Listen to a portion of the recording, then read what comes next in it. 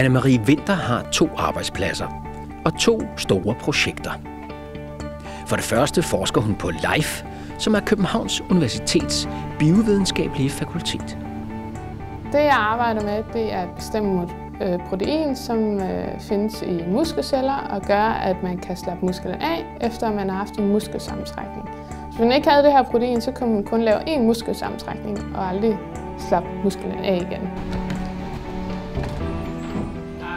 For det andet forsker Anne-Marie Winther i firmaet Peacovery, som ligger lidt ned ad gaden fra universitetet. I Peacovery, som hun er medejer af, udvikler forskerne medicin mod svampeinfektioner. Det er proteinerne i cellers overflader, som Anne-Marie Winther er ekspert i at forske i. Proteinerne virker nemlig på samme måde som en lås i en dør.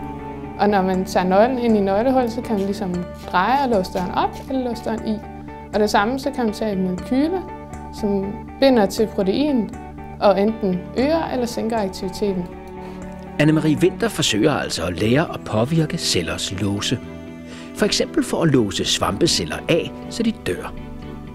Det vil være en effektiv medicin for patienter med svamp. Det er arbejde, som foregår i kolber og måleapparater på laboratoriet, men også ved computeren, fordi det kræver planlægning, koordinering, artikelskrivning, møder, rejser osv. Jeg har altid været en meget arbejdsnarkoman. Men for 1,5 år siden så fik jeg min lille søn, og så besluttede jeg mig for, at han var ligesom lidt mere vigtig end arbejde. Så derfor prøver jeg virkelig at prioritere min tid højt sammen med min søn.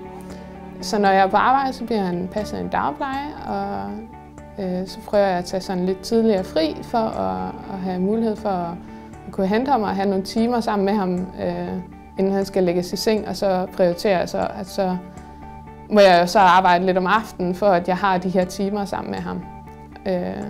Hvor jeg ikke vil tænke på stress eller skrive mails eller lave alt muligt andet, så jeg ligesom har al den tid, som han nu har behov for, fordi det er jo noget af det vigtigste, man kan give til sit barn, det er jo nærvær. Så det prioriterer jeg ret højt.